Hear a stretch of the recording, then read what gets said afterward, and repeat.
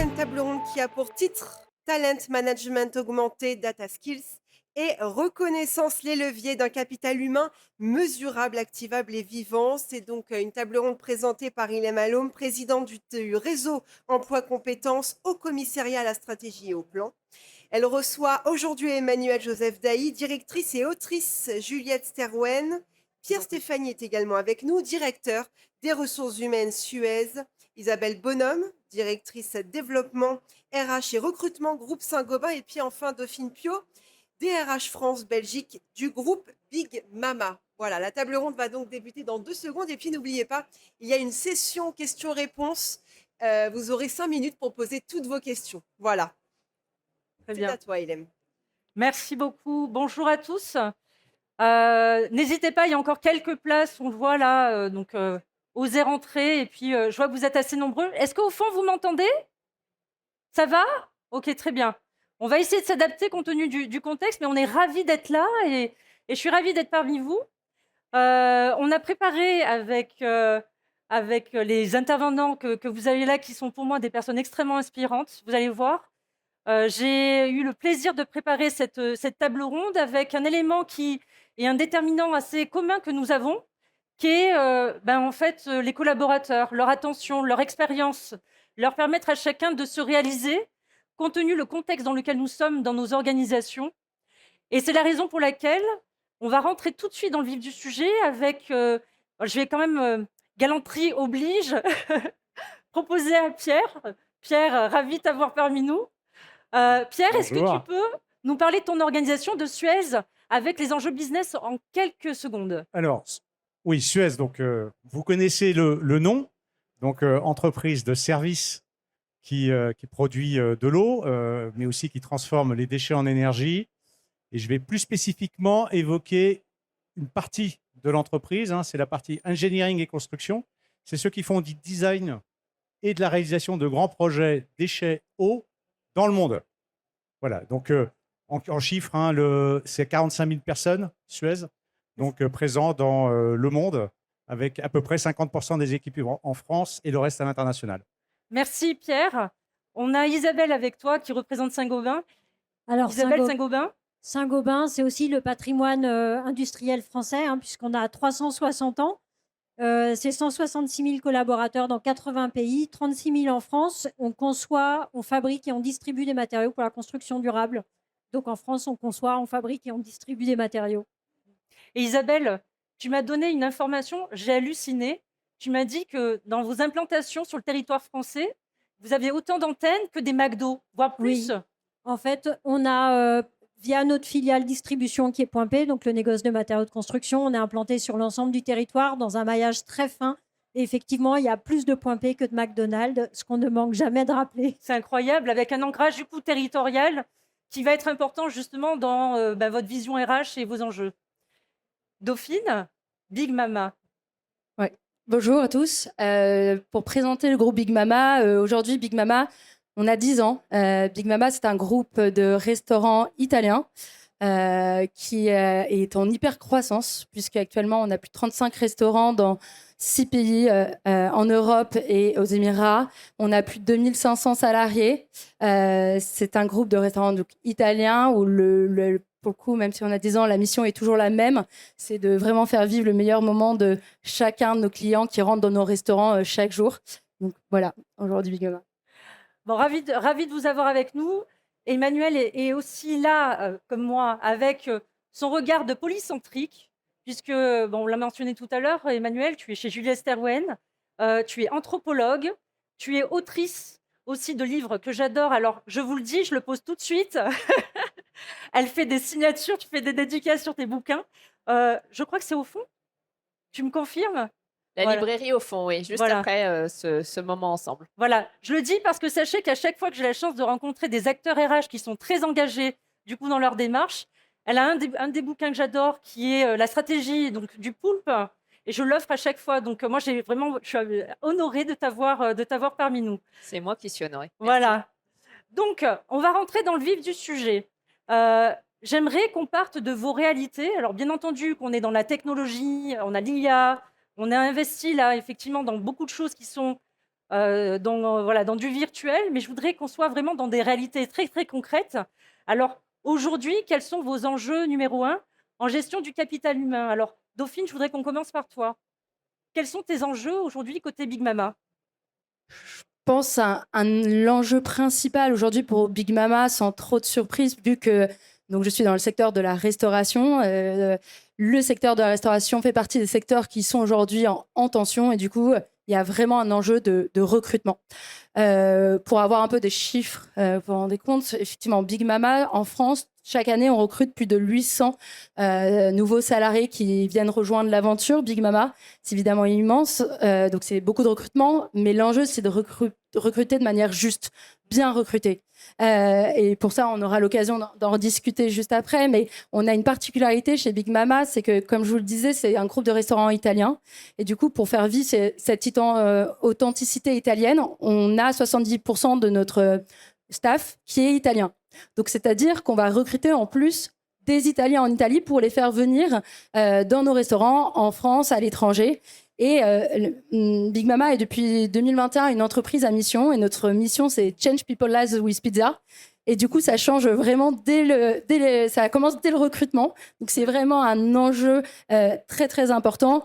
Et évidemment, ce qui en découle, et on aura aussi l'occasion d'en parler, c'est la rétention du talent. C'est-à-dire, on a évidemment des nombreux recrutements, mais comment on fait quand on arrive à recruter des personnes et ces personnes sont des talents, à les garder chez nous et à les faire grandir chez Big Mama. Ouais. Donc, c'est beaucoup de recrutement sur un secteur qui est en tension. Donc, il faut faire vite sans se tromper. Pierre, est-ce qu'il y a aussi cette notion de volume aussi chez Suez? Oui, on va retrouver des tendances assez proches. Pour résumer, bien comprendre, notre métier, c'est de concevoir et de réaliser des grands projets en France et à l'international. On a une stratégie, c'est de développer l'international.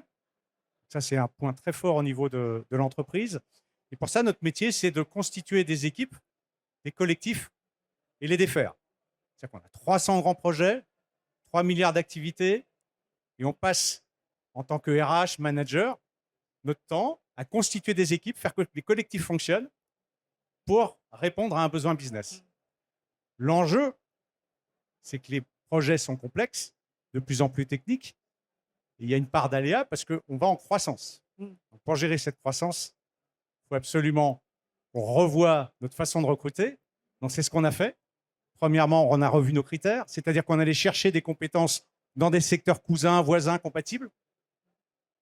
Puis la deuxième chose, c'est qu'on a mondialisé aussi en créant des entités dans le monde d'ingénierie, mais aussi des hubs de recrutement, de façon à faire face à la demande, mais se préparer aussi à l'accélération de la croissance. Parce qu'il y a une part d'aléa très forte dans ce qu'on réalise.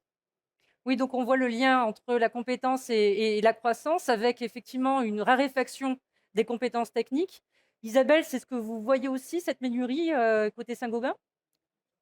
Alors, je vais rejoindre mes deux collègues d'un jour sur la question du recrutement. Effectivement, nous, on recrute aussi 5000 personnes par an les années qui ne sont pas très fastes, comme celle de l'année dernière. Donc, 5000 personnes par an, c'est évidemment pas facile. Et une fois qu'on a recruté la personne, c'est effectivement comment réussir à leur créer des parcours à l'intérieur du groupe. Alors, on est très aidés parce que pour le coup, nous, on a plein de métiers, plein d'entreprises à l'intérieur d'un même pays ou à l'étranger. Donc, ça, c'est sûr que ça nous facilite. Cela dit, on a quand même une vraie question autour de l'attractivité puisque nos métiers, ils ont une tonalité technique. Notre métier, c'est la construction durable. Donc, on travaille soit dans des usines, soit dans de la distribution, mais de toute façon technique, avec des clients techniques. Donc, c'est intéressant parce que vous êtes dans 3 secteurs différents avec quand même une réalité. Cette nécessité de susciter le désir pour venir travailler dans vos secteurs d'activité. Donc, il y a le sujet de la passion des métiers. On voit aussi qu'il y a une tension qui existe aussi territoriale. On parlait aussi de vos ancrages différents. Et puis, lorsqu'on regarde ça, c'est cette nécessité, même quand vous les recrutez, de les retenir, de les fidéliser. Alors, Emmanuel, quand on voit ces témoignages-là, est-ce que tu perçois aussi ces tendances de fond?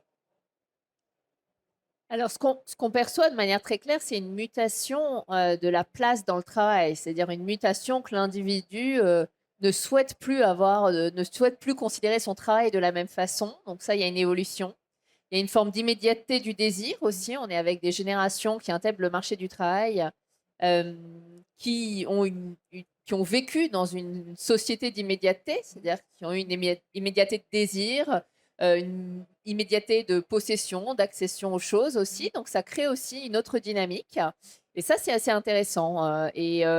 Et on peut voir que du coup, ça va modifier finalement l'ensemble du spectre professionnel parce que l'engagement se modifie, le rapport à l'engagement se modifie. Non pas qu'il est plus ou moins important qu'avant, je me méfie du prisme générationnel, mais en tout cas, le travail représente autre chose dans la vie des gens. Alors, c'est intéressant parce que tu mentionnais cette notion de génération parce qu'on entend beaucoup de choses. Il y a beaucoup de bruit médiatique autour de un peu de ce conflit générationnel qu'on essaye aussi de nous inculquer, qui n'existe pas. Et on le voit aujourd'hui, les études démontrent qu'il y a des réalités différentes. Pour autant, c'est vrai qu'aujourd'hui, on le voit dans les différentes organisations, il y a cet enjeu d'intégration avec ce renouvellement des compétences. Et alors, on le voit, Pierre, l'enjeu chez Suez, il est important. Tu m'avais partagé 30% de nouveaux collaborateurs en 4 ans. Oui, même un peu moins de 4 ans, oui. Ah oui. Sur le périmètre France. Sur le périmètre France. C'est-à-dire que pour gérer la croissance, il a fallu intégrer de nouvelles compétences. Donc, il y avait un enjeu numéro 1, c'était de faire face aux enjeux business, répondre. Parce que le facteur temps est quand même fondamental dans notre activité sur un marché limité. Alors, on les a intégrés. Bonne nouvelle. Maintenant, il faut aussi les former, puisqu'on a été les chercher aussi dans des secteurs qui ne correspondaient pas forcément à notre activité. Donc, on doit absolument, face à la courbe d'apprentissage qui est longue et l'exigence business qui est courte, on doit gérer de temps, il faut qu'on accélère la courbe d'apprentissage. Pour ça, il faut qu'on crée les conditions d'accélération de l'apprentissage. Ça se joue par des initiatives qu'on connaît, mais qu'on a lancées sur le test and learn. Tout projet fait un REX et le partage. Donc, REX, c'est un retour d'expérience. On travaille aussi sur du mentoring avec des initiatives. C'est très important de laisser la possibilité à chaque manager, d'organiser et ensuite, on étend quand ça fonctionne. On part vraiment du terrain et la connexion du terrain sur ces sujets-là. Mais ça ne suffit pas. On doit aussi avoir des focus. Le focus, c'est ces 30%. On a créé un parcours particulier avec 2 objectifs.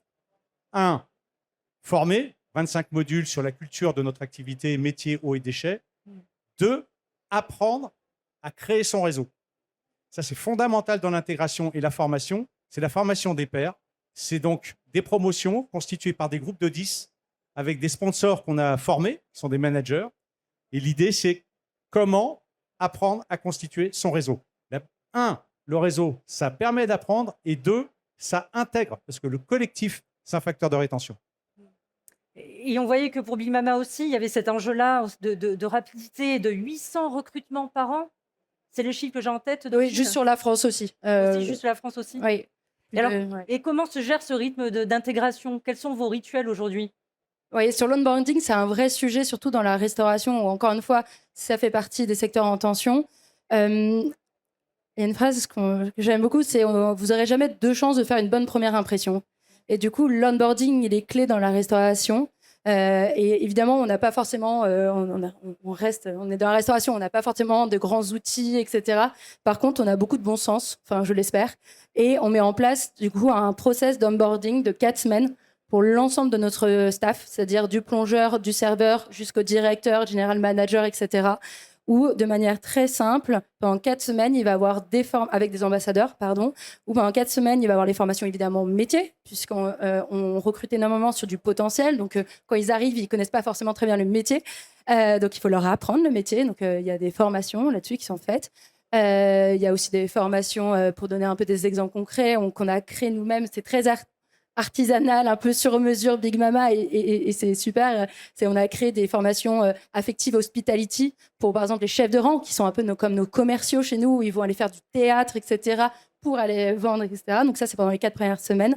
Et un volet très important pour se différencier toujours, c'est dans la formation, rappeler qui on est. Qui est Big Mama? Quelle est l'histoire de Big Mama? Quelles sont les valeurs de Big Mama? Donc quand on parle de valeurs, c'est vraiment quels sont les comportements qui sont attendus chez Big Mama, sur lesquels on doit tous être alignés, et ensuite leur donner dès le début de la visibilité sur leur parcours de développement. Parce que nous, pour le coup, on fait que de la restauration, donc on n'a pas autant de possibilités en termes de changement de poste. Par contre, comme je disais, on est en hyper-croissance. C'est des jeunes, la moyenne d'âge, c'est 25 ans chez Big Mama.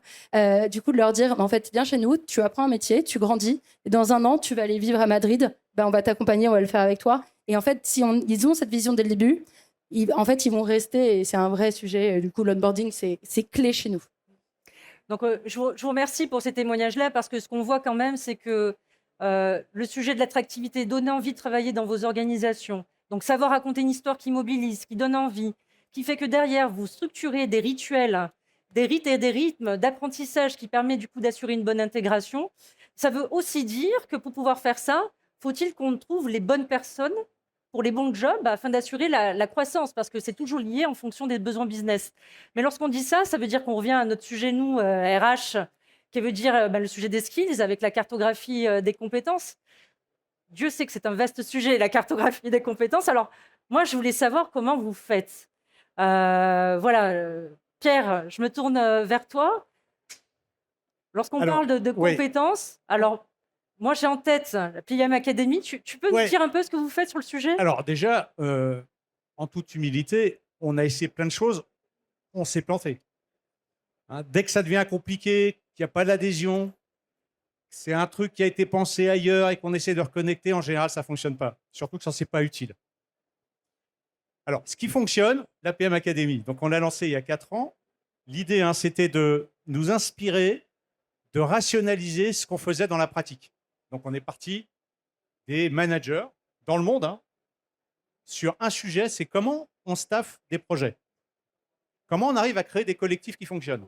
On a rationalisé, et on a commencé à travailler, et puis on a créé un véhicule, on va dire ça, hein, qui s'appelle la PM Academy, qui répond à 3 objectifs.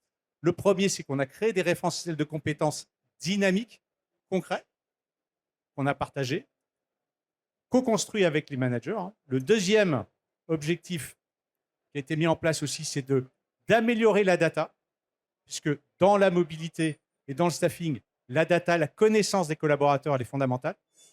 Le troisième objectif, c'était un outil de formation.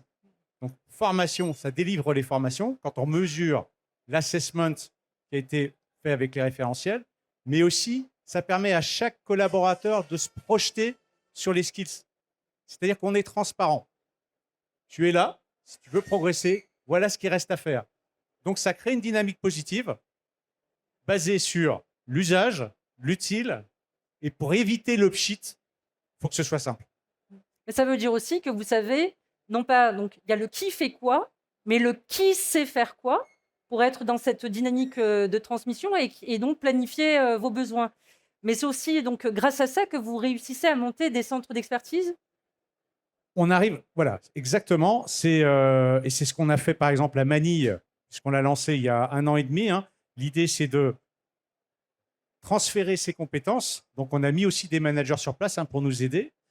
Et ce centre d'expertise va avoir un appui, un hub de recrutement qui va venir aussi recruter sur la zone sud-est asiatique, plus l'Australie, parce que l'Australie a les mêmes problèmes, pire que nous, en termes de compétences et de limites des compétences disponibles. Ok. Isabelle, côté Saint-Gobain, chez vous aussi, vous êtes en réinvention quelque part de ces sujets autour des skills, avec, je crois comprendre aussi, une réflexion sur votre SIRH. Alors, comme on a 360 ans, effectivement, on se repose régulièrement la question de nos compétences et de la manière de les gérer. Il y a des réalités qui sont assez différentes selon où on se trouve dans l'organisation. Évidemment, l'industrie, la distribution, c'est pas tout à fait les mêmes rituels, c'est pas forcément les mêmes compétences, c'est pas forcément les mêmes parcours, mais c'est en tout cas un sujet qui est très important pour nous et sur lequel il y a une longue histoire d'attention qui est portée. D'un côté, distribution, on est vraiment sur des process très exhaustifs. On fait des commissions carrière où tout le monde est revu tous les ans. Sur l'industrie, ça dépend aussi des sociétés, parce que Saint-Gobain est une entreprise décentralisée. Et après, au niveau cadre, par contre, on a des process qui sont très structurés et qui sont pilotés avec ma casquette développement RH. Et donc, on travaille sur un certain nombre de people review People Review que cette année, on refonde complètement parce que moi, j'avais quand même une petite insatisfaction de passer autant d'heures à regarder les personnes, leur trajectoire possible et de voir qu'en fait, il n'y avait pas grand-chose qui se réalisait au final. Donc cette année, on va tenter quelque chose d'autre. On va tenter de partir des postes critiques et de construire des plans de succession pour ces postes critiques ou ces postes dont on sait qu'ils vont être disponibles dans les 6 à 12 mois. Essayer de de reparler des gens, mais avec quelque chose de très concret, avec un objectif très concret, très actionnable. Et Isabelle, moi j'ai souvenir de tentatives justement pour essayer de réinventer un peu les process. C'est ce que vous aviez lancé sur une campagne de MBA. Vous avez découvert des trésors de talent. Exactement. Donc, chez Saint-Gobain, très classiquement, on a des process pour identifier les talents, les gens qu'on considère avoir du potentiel, avec tout, voilà, les limites que ça peut avoir, même si on le fait de manière collégiale, même, on connaît surtout les gens qu'on connaît, en vrai. Et quand on est chez Saint-Gobain et qu'on a 10 000 cadres en France, on ne connaît pas les 10 000. Et donc, l'année dernière, comme on avait une grande école de commerce, avec qui on a un partenariat, qui nous avait proposé une place en MBA, on a fait le pari de dire bonjour les cadres, on a une place de MBA, qui la veut? Et en fait, après on a construit à partir de ça un process où les gens se déclaraient, posaient une candidature, allaient chercher du sponsor aussi auprès de 2 collègues de métiers différents. On avait insisté sur le fait qu'il fallait que ce soit de métiers différents. Et de fait, les gens qui ont postulé étaient des gens qu'on n'avait pas dans nos listes de talents. Donc ça veut quand même dire quelque chose. Je ne sais pas quoi, je laisse ça à votre sagesse. Mais en tout cas, c'était intéressant à voir. Ça a été très positivement ça a été perçu de manière très positive. Et l'école avec qui on a fait ça a adoré de faire cette chose complètement incongrue, en fait. Oui, mais ça veut dire aussi qu'en talent management, il faut s'autoriser à prendre des initiatives, à toujours re-questionner, parce qu'on peut avoir de très belles découvertes. Dauphine, côté Big Mama, on parlait tout à l'heure d'hypercroissance, avec effectivement cette volumétrie de recrutement. Mais alors, on fait comment chez Big Mama pour détecter le potentiel et l'accompagner? Le potentiel chez Big Mama, il est clé parce qu'on ne va pas recruter pour le coup sur des compétences vraiment, j'ai envie d'être un peu extrême dans le sens où je vais presque même pas regarder les CV. Ce que je cherche, c'est des potentiels de personnes qui sont prêts à apprendre un métier, se développer, prendre des risques. Mais pour ça, c'est donc ce qu'on appelle plutôt des soft skills, etc. Il faut quand même que ça soit mesurable et commun par tous.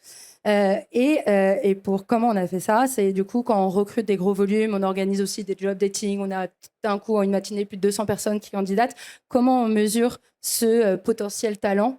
En fait, on a un référentiel commun à tous, qui est commun, mais encore une fois, à tous les niveaux de Big Mama, que ça soit pour les fonctions support CAD, mais aussi pour les restaurants, etc. Donc, c'est 4 piliers qui sont, si je rentre un peu dans le détail, un premier qui est évidemment l'excellence opérationnelle. On fait de la restauration, donc on a besoin de trouver des personnes qui ont ce qu'on appelle cette fibre d'hospitality, un peu des personnes qui aiment le contact, etc. Donc ça se mesure. On va avoir tout ce qui est PNL Master. Et le PNL, évidemment, pour un directeur, c'est assez simple à comprendre. Mais en fait, finalement, même un runner, il a un impact sur le PNL, sur la vente, etc. Donc ça, on va aller faire. On va avoir tout un sujet de people et team management success. Donc, à la fois quand on est manager, mais quand on ne l'est pas, est-ce qu'on sait travailler en collectif? Comment donne des exemples de succès en collectif, etc. C'est ça qu'on cherche. Et enfin, toujours les valeurs de Big Mama ou très clairement les comportements qui sont attendus derrière. Donc ça, c'est vraiment un socle commun et après qu'on va décliner dans tous nos revues. Je suis assez contente parce que j'entends les process dans les gros groupes, etc. Nous aussi, on fait des people reviews tous les trimestres sur des Excel, etc. Donc même si on n'a pas de moyens, on peut le faire. On le fait pour tous nos salariés. Sur des Excel, sur beaucoup de grands groupes. Ok, aussi, ça marche. Mais en tout cas, l'objectif est le même. Et par contre, c'est intéressant parce qu'on a les mêmes problématiques de dire comment après on active ce qu'on a sur les people reviews. Donc quand nous, on fait des people reviews tous les trimestres, c'est tout le sujet de ça, c'est de donner très vite des actions que les salariés, en termes de formation, de skills, peuvent mettre en place dans les 2 prochains mois. Mais des choses très bêtes comme, en fait, tu es un super chef de rang, mais tu connais pas bien la carte des vins, tu as 1 mois pour l'apprendre. Dans 1 mois, on se retrouve et on se fait un examen. Et ça, en termes de rétention dans la restauration, c'est clé. Parce que déjà, au moins, il sait que dans 1 mois, il doit rester pour passer sa revue, ses vins. Donc voilà, donc c'est toujours, je reviens à la question, le potentiel, il faut, évidemment, c'est on le sait, on est obligé de recruter sur des potentiels, pas sur des compétences, mais comment on le fait de manière équitable et juste et que ça soit transparent pour tous. Et les 4 piliers, tout le monde connaît. Oui, alors je ne mettrai pas ma main en coupée non plus que je vais dans un restaurant et je demande les 4 piliers, tu les connais. Mais en tout cas, ils sont déclinés partout, c'est-à-dire à la fois dans les team reviews, des entretiens de fin d'année, etc. Donc, même s'ils ne se rendent pas compte que c'est des piliers, c'est-à-dire que ça a été structuré par la formation RH, c'est des choses qui sont intégrées, eux, dans dans ce qu'ils doivent développer, etc. C'est très clair. Emmanuel, c'est intéressant parce que là, on a 3 témoignages avec, si on regarde les ingrédients, un peu de structure, de la co-construction et même du test and learn, j'allais dire. On a des choses très, très pragmatiques. Pour autant, on a aujourd'hui, on le voit, on est dans la maison de la technologie, beaucoup de démarches qui font que de l'Excel à des outils qui sont un peu structurants, de plus en plus, on a une tentation de rationaliser. Est-ce qu'il n'y a pas un risque justement à trop rationaliser? Alors, moi, j'aime beaucoup ce qui a été dit parce qu'on a parlé d'apprentissage social avec Pierre. On sait aujourd'hui que l'apprentissage se passe en groupe, ce qui est un vrai sujet quand on apprend seul derrière son ordinateur, c'est comment on transpose sa pensée, comment on la fait mûrir, comment on la digère. On a parlé de rapidité. Or, on sait que l'apprentissage, et ça, c'est un principe de neurosciences de base, ça demande un apprentissage diffus. Ça veut dire des petites touches. Et pour des raisons budgétaires X ou Y, on va apprendre souvent en bloc. Et on sait que c'est un non-sens en termes de pédagogie, si je veux challenger un petit peu la démarche, parce que finalement, on apprend souvent parfois en gros bloc et seul. Or, la notion de potentiel, elle est intéressante à cet endroit, parce que le potentiel, c'est potentia, c'est ce qui est en puissance. Mais ce qui est en puissance, ça demande des ingrédients pour fleurir. C'est un peu comme des graines qu'on plante, si je prends des métaphores du vivant. Donc, c'est l'idée aussi de se dire comment on les arrose, ces graines. Et l'idée, c'est que on veut recruter des gens avec une flexibilité mentale. Pour moi, c'est un des éléments clés de demain, c'est-à-dire, et ça dépasse la rationalisation, c'est-à-dire, c'est aussi, malgré tous les critères qu'on peut poser, c'est le risque qu'on prend sur un curseur de risque qu'on admet, puisque chaque décision, si elle est en confiance, est dans une forme de prise de risque. La confiance, c'est une prise de risque, sinon il n'y a pas besoin de confiance. Et c'est la confiance dans son jugement sur le potentiel, qui évidemment s'évalue selon des critères très clairs, qui ont changé d'ailleurs avec le temps, parce que le Covid a changé la donne du recrutement des potentiels. On a vu des potentiels émerger pendant le Covid qui n'étaient pas en présence dans les locaux. Voilà, donc ces sujets-là sont intéressants dans la manière dont on manie les codes. Et c'est vrai, moi je te rejoins sur cette idée que le Covid quand même a changé les codes d'un certain nombre de manières, en tout cas, d'accompagner les talents, de les recruter, de les accompagner, même aussi dans l'expérience collaborateur. On a vu quand même un certain nombre de dynamiques qui ont été mises en place. Mais c'est là où je me retourne vers Pierre, Isabelle et Dauphine, parce qu'il y a un équilibre délicat à trouver. Comment vous vous assurez de garder l'humain au centre malgré les outils, malgré cette digitalisation? Ah, Pour le coup, je pense qu'il faut toujours se poser la question, est-ce que je le fais? Est-ce que si je mets en place de l'outil, etc., ça a du sens et ça apporte de la valeur pour les salariés? Et juste pas parce que ça répond à un besoin RH, de process, etc. Donc, toujours ce sujet de se dire, OK, est-ce que ça t'apporte d'abord de la valeur aux salariés et ensuite à la fonction RH et que c'est du sens. Vraiment, toujours se poser ces questions du sens, de l'impact. Moi, je repartirais de la question du maillage territorial. À partir du moment où on est très maillé, en fait, la connaissance, on sait bien qu'elle n'est pas dans les outils, elle est justement dans le collectif ou elle est auprès du manager de proximité. Mais l'outil ne peut pas aller au bout de la ramification géographique. Tu veux rajouter quelque chose, Pierre? Eh bien, on est aussi une people business, donc l'IA, même pas peur. J'ai adoré ce truc de people business. Oui, vraiment. Et non, ce qu'il faut... moi, on m'a donné un conseil quand j'ai commencé à travailler, c'est ne fais jamais quelque chose que tu ne comprends pas. Donc, on va déjà commencer à essayer de comprendre, puis après, on verra comment tout ça se déploie. Donc, je vais appliquer aussi ce principe-là pour l'IA. Je vous remercie parce que je sais que ce n'était pas une question facile, mais je trouvais que c'était intéressant parce que sur vos 3 entreprises, il y a quelque chose qui m'a frappée, qui est la question de la culture d'entreprise. Et donc, de fait, on parlait tout à l'heure de l'attractivité et de la fidélisation des talents. Alors moi, j'ai une question pour vous. Comment est-ce qu'on reconnaît, comment est-ce qu'on fait grandir, comment est-ce qu'on tient ses promesses lorsqu'on est justement dans ce monde de VUCA où aujourd'hui vos organisations évoluent énormément. Dauphine, ton milieu, ton secteur d'activité est un des plus en tension qui existe. On le sait aujourd'hui, on le voit nous dans l'actualité. On parle beaucoup du monde de la restauration et de ces métiers en tension. Et tu as un turnover aussi important. Alors comment vous faites chez Big Mama? Sur le sujet de la rétention et du turnover, effectivement, en moyenne, dans le secteur de la restauration, c'est 100% de turnover chaque année. Voilà. Nous, on est en dessous. Mais comment on fait? Évidemment, le premier sujet, c'est bien recruter de manière juste, tenir la promesse qui a été faite lors de l'entretien, avoir des parcours d'évolution. Et ensuite, si je viens un peu sur le turnover, nous, il y a une KPI qu'on suit de manière vraiment hebdomadaire, presque, c'est le turnover des 4 premières semaines. Donc c'est un indicateur, 4 premières semaines. Oui, 4 premières semaines, les managers ont cette KPI dans leurs objectifs, etc. Pourquoi? Parce qu'évidemment, on n'empêchera jamais les gens de partir, surtout dans ce genre de secteur, etc. Par contre, les 4 premières semaines, s'il y a des départs, plus que ce qui est prévu, ce qu'on objective, c'est-à-dire qu'il y a eu un échec collectif. À la fois au niveau du recrutement, c'est-à-dire que nous, en tant que personne qui recrute, on n'a pas tenu la promesse qui a été faite, donc il y a une désillusion en arrivant, ou parce qu'on n'a pas bien identifié le potentiel du candidat qui a. Donc vraiment, c'est un indicateur que je trouve clé, que nous, on a mis en place. Je demande presque. Enfin, évidemment que le turnover fait partie des KPI du groupe, mais je trouve que c'est là où les managers ont le plus d'impact. Comment je fais pour garder la personne que j'ai recrutée les 4 premières semaines? Merci Dauphine. Pierre, côté Suez, moi j'étais impressionnée sur les chiffres de rétention. Est-ce que tu peux nous les partager? Alors, sur la France, donc pour la partie business construction, on est sur un peu moins de 3% de taux de démission. Ouais. Comment vous pas de faites? turnover de taux de démission. Et on doit être à 4,5 sur le monde, compris l'Inde où ça bouge pas mal. Ouais. Donc c'est un taux qui est un bon. Et c'est indispensable d'avoir ce taux de rétention quand vous gérez de la croissance et vous êtes en pénurie.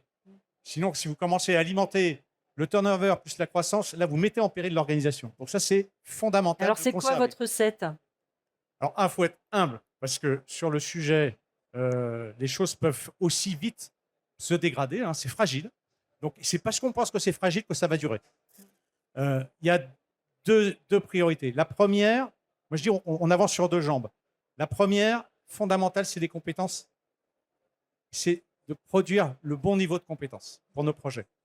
Donc, je parle des technical skills, enfin des compétences techniques, je parle des soft skills, capacité de coopérer, fondamentale, parce que notre enjeu, il est collectif. On produit du collectif. Le résultat, il est collectif. Mais pas que. Des gens compétents dans notre activité, ça ne suffit pas, puisqu'on doit leader des projets. On est responsable. Donc, il y a la deuxième jambe, c'est comment je rends engagés et responsables les collaborateurs. Et ça, c'est fondamental. Alors, ça passe par la confiance, ça passe par le droit à l'erreur, ça passe par la capacité de décider. On doit créer cet environnement. Et la bonne nouvelle, c'est que quand vous avez des gens engagés qui décident et qui s'exposent, ben, ils apprennent.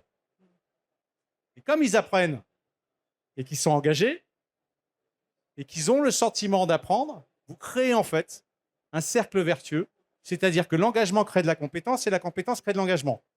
Il faut veiller à cet équilibre.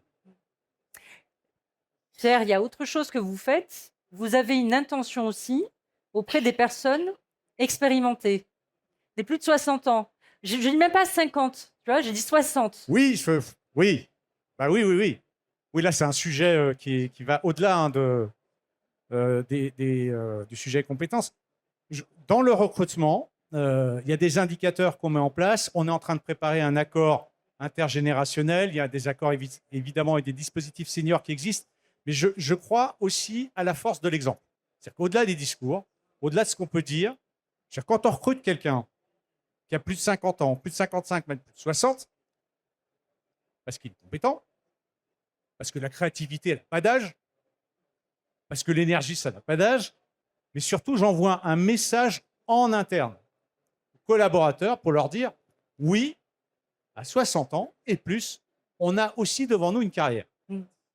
Et je crois que c'est important de casser les schémas mentaux, surtout en France, sur ces sujets-là. C'est-à-dire qu'évidemment, on va mettre en place des actions pour nous améliorer, mais il faut aussi, par l'exemple, montrer que les choses bougent. Isabelle, côté Saint-Gobain, vous avez aussi un investissement autour de la féminisation des métiers techniques. Est-ce que tu peux nous en parler? Oui, je voudrais juste dire un mot sur la rétention. Je pense Ah oui, vas-y. qu'une question de la rétention aussi, c'est la question du contrat social, du contrat qu'on passe avec le candidat qui devient salarié, dans lequel il y a à la fois une question de mission aujourd'hui et de comment je t'accompagne vers des missions demain et comment je te fais grandir. Une question très claire de comment je rémunère ce travail dans la durée, c'est-à-dire comment je t'aide à épargner pour tes vieux jours. Chez Saint-Gobain, on a un programme qui s'appelle CARE, qui donne qui est vraiment un programme de frais de santé partout dans le monde, y compris dans les endroits où c'est pas obligatoire. Donc, il y a dans le contrat social, il y a donc la mission, comment je t'accompagne, il y a la côté très, comment je t'accompagne en rémunération dans le long terme. Et puis, il y a aussi une question de sens et de mission, même si c'est pas, contrairement à ce qu'on peut raconter ici ou là, c'est pas le premier critère de choix d'un job. Mais il y a la question de comment je contribue à la construction durable, comment demain je fais du monde un monde qui soit plus habitable. Et en tout cas, chez Saint-Gobain, c'est quelque chose qui est très puissant et qui s'inscrit aussi sur le socle de 360 ans d'histoire. Donc, on est aussi très attaché au brevet que déposent nos chercheurs, à la manière dont on arrive à faire des produits pour la construction qui soient 100% recyclés, 100% avec des énergies renouvelables, qui sont aussi plus performants pour faire en sorte que nos habitats soient plus confortables. Et ça, je pense que c'est des très puissants leviers de rétention. Après, sur la féminisation, c'est un vaste sujet. Nous, on est en perpétuelle réflexion là-dessus. On essaye beaucoup de choses. On a, l'année dernière, avec un certain nombre d'études, on a découvert qu'en fait, les candidates avaient des comportements très différents des candidats sur le marché de l'emploi. C'est-à-dire que pour caricaturer, une femme, elle est plutôt en recherche passive, là où un homme va répondre à des annonces. Et on s'est dit qu'en fait, en achetant seulement des slots d'emploi et donc en passant uniquement des annonces, mécaniquement, on allait amplifier quelque chose qui était qu'on a déjà plus de candidats, nous, que de candidates. Et donc, on s'est dit, en fait, il faut qu'on trouve d'autres moyens. Donc, qu'on fasse de l'information sur nos emplois via des moyens qui soient plus subtils que de l'annonce. Donc, on s'est mis à acheter, par exemple, les fonds d'écran derrière le Bon Coin. Comme ça, quand vous cherchez une poussette, un salon de jardin, un meuble, vous voyez que Saint-Gobain recrute dans votre bassin d'emploi. On s'est mis à publier sur Vinted, on s'est mis à publier sur Pinterest. Et surtout, on s'est mis à publier parfois des annonces uniquement au féminin. Donc, on a pu tester l'année dernière et faire une campagne sur Saint-Gobain, recrute et forme des logisticiennes avec une photo de femme cariste. Et on s'est rendu compte qu'à la fois en volume, on avait plus de CV et que de fait, la part des femmes dans ces CV était beaucoup plus importante. Mais là aussi, à part essayer, et pour le coup, nous, on fait de l'A/B testing, c'est-à-dire qu'on publie une annonce avec Saint-Gobain recrute et forme des logisticiens. On publie une annonce le même jour, Saint-Gobain recrute et forme des logisticiennes. Et puis, on regarde ce qui se passe. Et c'est très intéressant ce qui se passe. Oui, et c'est quand même un des sujets qui mobilise la plupart des industries, de continuer à encourager les filles d'aller dans les filières scientifiques et techniques pour pouvoir assurer justement cette féminisation des métiers. Exactement. Alors, je vais quand même apporter une grosse humilité, c'est-à-dire qu'on a quand même, nous, beaucoup plus de femmes qui quittent le groupe qu'on a d'hommes qui quittent le groupe. Et donc, on a signé un partenariat avec l'Université libre de Bruxelles, avec le département psychologie du travail, pour nous aider à comprendre quels étaient les mécanismes qui faisaient qu'en fait, on arrive assez bien à recruter des femmes, et notamment des femmes cadres sur des métiers techniques. Par contre, on a une vraie grosse difficulté à les garder dans la durée. Et notamment, on sait qu'on a un gros point dur qui est entre 3 et 4 ans au moment où on change de poste. C'est-à-dire que moi, la traduction que j'en fais, c'est qu'on arrive à s'adapter dans une phase de recrutement. On adapte l'organisation, on adapte les missions. En tout cas, on arrive à faire quelque chose qui soit attirant, attractif. Par contre, au deuxième poste, on lui dit, écoute, rentre dans le rang, quoi, hein, il va falloir te remettre. Et ça, c'est une vraie grosse difficulté que pour l'instant, on est encore en train de travailler. Et on a du mal parce qu'en fait, on essaye d'interroger des femmes justement autour de 3-4 ans d'ancienneté et elles n'ont pas très envie de nous parler. Donc ça n'aide pas. Je te remercie Isabelle de ce témoignage parce que ce que j'apprécie quand même dans ce que vous partagez aussi, c'est l'humilité que vous avez sur certains sujets qu'on sait sensibles et sur lesquels on essaye tous de pouvoir entreprendre, innover. Emmanuel, cette question de l'écart justement entre la promesse et la réalité, est-ce que tu la vois toi aussi souvent dans les organisations? Oui, pour moi, la question de l'écart qu'il peut y avoir entre la promesse initiale et la réalité, c'est toute la question de la différence entre motivation et engagement. Je peux être très motivée par mon job, je peux aimer ce que je fais. Typiquement, je peux aimer écrire. J'aime l'activité de l'écriture, mais que je publie chez Erol, chez Gallimard, chez Flammarion ou chez Hachette, ce serait la même chose. C'est ça la différence entre la motivation et l'engagement. L'engagement, c'est un lien, l'engagement, c'est une connexion. C'est une connexion à son manager, c'est une connexion à son équipe, c'est une connexion à la marque, c'est une connexion à la stratégie de son entreprise. Et du coup, c'est une connexion qui ne peut marcher qu'en réciprocité. Et c'est une connexion qui marche de manière renouvelée, c'est-à-dire la réciprocité de l'engagement. C'est comme à deux, quand on crée quelque chose de l'ordre d'un engagement, quand le deal change, il faut se mettre à la table et se demander si c'est OK que le deal ait changé. Et dans le modèle entreprise-collaborateur, c'est quelque chose qui n'est pas toujours fait. C'est-à-dire qu'on n'a pas toujours l'occasion d'être en partage de est-ce que le deal est encore OK pour toi et comment tu le vis. Ce qui crée des mécanismes aussi extrêmement complexes parce qu'il y a un rapport très déséquilibré qui fait que l'entreprise se sent potentiellement astreinte par un droit du travail qui est très réglementé et le collaborateur peut se sentir contraint par un deal qui a changé sans qu'il ait pu être consulté. Et ça crée finalement une réflexion très intéressante à avoir sur comment on ouvre, grâce au courage managérial, le champ de pouvoir adresser ces sujets, c'est-à-dire pouvoir oser aller dans des échanges qui ne soient pas juste des échanges annuels, mais qui soient des échanges réguliers sur qu'est-ce qui te donne envie de rester, qu'est-ce qui te donnerait envie de partir, et d'ouvrir un champ des possibles en parlant d'engagement et pas seulement de motivation au travail. Merci, merci Emmanuel. Merci à tous les quatre. C'était passionnant. On pourrait continuer encore comme ça. Je vous propose de les applaudir. On pourrait continuer comme ça. J'ai appris énormément de choses en vous écoutant. Et alors peut-être qu'on peut Oui, on va passer aux questions, bien évidemment. Il y a une hôtesse qui va passer, vous donner le micro. Il y a une dame qui est juste devant, qui a une question donc, pour nos intervenants. Où est le micro, mesdames, s'il vous plaît? Ah, ça y est, ça arrive, ça arrive.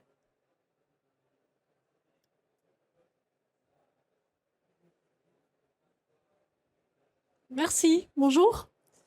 Je suis DRH, j'ai les mêmes problèmes que vous sur la People Review, bien sûr. Donc j'ai une question People Review / HR Tech, puisqu'on y est, à Isabelle par exemple.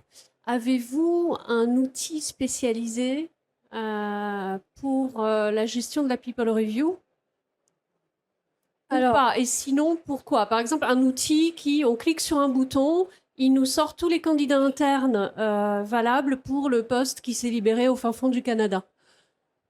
À ce stade-là, non. On est dans une phase chez Saint-Gobain de changement du SIRH et la France passe la dernière, donc nous, on passe en 2027. Donc à ce stade, nous n'avons qu'un vieil outil. En revanche, on a nos chercheurs Saint-Gobain, nos chercheurs de Saint-Gobain Recherche Aubervilliers qui nous ont développé quelques algorithmes sur mesure qu'on pilote et notamment, ils nous ont développé un algorithme qui prédit qui va partir et qui le prédit à 6 à 12 mois. Donc la manière dont ils ont procédé, c'est qu'ils ont regardé sur un temps très long, sur le monde entier, dans les cadres, quelles étaient les caractéristiques statistiques des gens qui partaient. Ils ont fait un portrait robot avec ces 60 données-là. Ils me sortent des listes en disant, voilà les gens qui ont les caractéristiques des gens qui partent. Ils regardent l'ancienneté dans le poste, l'ancienneté dans le groupe, la distance domicile-travail. Ils regardent la date de la dernière augmentation, le montant de la dernière augmentation, ce genre de choses. Au début, ils avaient fait un truc super perfectionné avec des indicateurs, y compris externes à l'entreprise, le taux de chômage, l'inflation. Et en fait, ils se sont rendus compte que les données externes n'avaient aucun impact sur les départs. Et ce qu'on fait en fait en fin d'année, c'est qu'on compare la liste que la machine a sortie avec les gens qui ont réellement démissionné ou en tout cas qui ont à un moment ouvert ces discussions-là. Et il y a 60% des noms qui sont effectivement des gens pour lesquels on a eu une discussion de « Ah, ben, j'ai envie de partir. Ah bon, t'as envie de partir? Mais qu'est-ce qui se passe ?» Et là où c'est intéressant, c'est que l'algorithme est construit de telle sorte que pour les DRH, ils peuvent cliquer nom par nom et voir la pondération des critères. Qu'est-ce qui est le plus douloureux, en fait, pour cette personne-là? Alors, ça reste des statistiques et ça reste une proposition de l'outil. Mais n'empêche que ça marche depuis 2016 chez Saint-Gobain. Donc, on a maintenant 10 ans de recul. Et en fait, c'est assez précis quand même. Donc, moi, quand j'interviens dans des assemblées de cadres, je leur dis toujours « Je sais qui parmi vous n'a pas encore l'idée, mais va démissionner dans l'année. » La Ça magie ouvre en du tout cas- RH. Voilà. Et donc, ça ouvre en tout cas des discussions assez fécondes sur voilà, qu'est-ce qui vous embête dans la vie, qu'est-ce qui vous fait rester, qu'est-ce qui vous ferait partir. Et Encore la une, DRH devient magicienne. encore une question peut-être?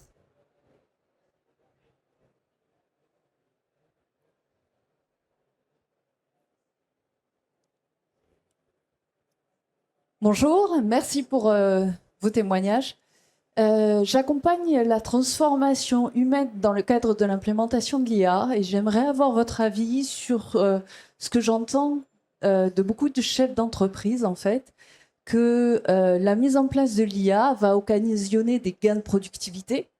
Et donc, ils me disent, ben voilà, moi, je mets en place l'IA, donc maintenant, les personnes, elles doivent avoir des gains de productivité, puisque c'est le deal.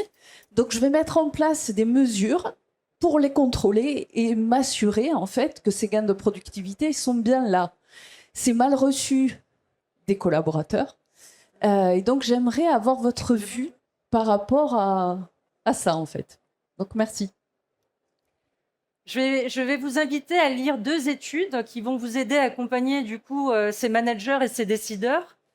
La première, que j'ai trouvée moi la plus pertinente, c'est celle qui a été publiée par la Commission européenne il y a 15 jours, mais dont personne n'a parlé, qui montre la prospective de l'emploi et des compétences en Europe. Et donc, et vous verrez, il y a un gain de productivité à horizon 2040 de 4% sur toute l'Europe. Et donc, ce qui fait que oui, il y a des gains de productivité, mais qui ne sont pas les mêmes en fonction des secteurs d'activité et des emplois. Et l'élément important, la deuxième étude qu'il faut regarder, c'est ce qui est publié par le Laboria, justement sur l'implémentation de l'intelligence artificielle dans les organisations, et qui explique pourquoi est-ce qu'une grande partie des projets jusqu'à présent ont échoué. Ça parle de ce qu'on appelle du conflit de rationalité, c'est-à-dire du projet et de la projection qu'ont les employeurs en imaginant effectivement de la productivité significative et qui font que du coup prennent des décisions un peu irrationnelles à peut-être supprimer des postes trop rapidement, versus la rationalité des travailleurs qui font qu'à un moment donné, ils peuvent avoir le sentiment de se retrouver un peu déresponsabilisés, voire désengagés d'un certain nombre d'activités. Et qui font que si vous mettez la somme des deux, ce que vous comprenez, c'est que l'élément le plus important, c'est que 90% des projets IA réussissent s'il y a une conduite du changement et si on considère que le temps est un allié. Merci à tous les 5. Je précise, vous pouvez retrouver Emmanuel Joseph Bailly qui sera en séance de dédicace à 15h35. C'est au stand librairie. Merci à tous. Merci à tous, Pierre, Isabelle. Merci. Merci beaucoup. Merci beaucoup.